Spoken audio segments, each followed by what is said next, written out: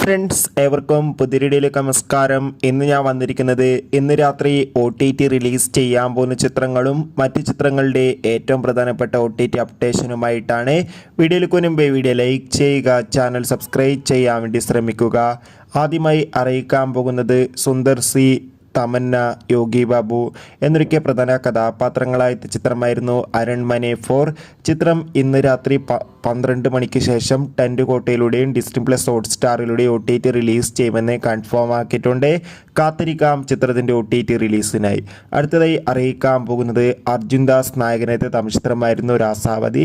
ചിത്രം ഇന്ന് അതായത് നാളെ ജൂൺ 21 ആഹാ തമിഴ് എന്ന OTT പ്ലാറ്റ്ഫോമിലൂടെയും ടെൻറ്റ് കോട്ട എന്ന OTT പ്ലാറ്റ്ഫോമിലൂടെയും OTT റിലീസ് ചെയ്യുമെന്ന് കൺഫേം ആക്കിയിട്ടുണ്ട്.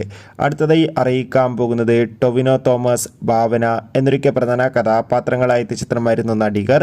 ചിത്രം ഇരുന്ന് ജൂൺ 27 ആയിരിക്കും നെറ്റ്ഫ്ലിക്സ് എന്ന OTT പ്ലാറ്റ്ഫോമിലൂടെ OTT റിലീസ് ചെയ്യാൻ പോകുന്നത്.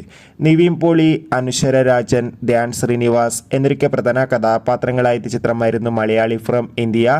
ചിത്രത്തിന് മികച്ച വിജയം തന്നെ സ്വന്തമാക്കാൻ വേണ്ടി സാധിച്ചിട്ടുണ്ടായിരുന്നു.